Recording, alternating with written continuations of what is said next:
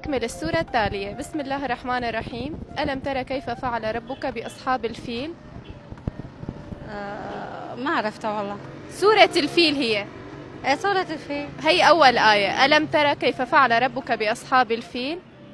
ما عرفتها والله لأن نسيانتي؟ لا ماني حافظة القرآن زيادة. بسيطة ولا يهمك، شكرا كثير. بسم الله الرحمن الرحيم. ألم تر كيف فعل ربك بأصحاب الفيل؟ واصحاب عاد. ألم تر هي سورة الفيل. أعوذ بالله من الشيطان الرجيم. بسم الله الرحمن الرحيم. ألم تر كيف فعل ربك بأصحاب الفيل؟ ويجعل كيدهم في تضليل. لا بعتذر منك. شكرا كثير عمو. على عيني براسي. أكمل السورة التالية. بسم الله الرحمن الرحيم. ألم تر كيف فعل ربك بأصحاب الفيل؟ الذي خلق كيدهم في تضليل. لا بداية مو صح. تذكر عمك.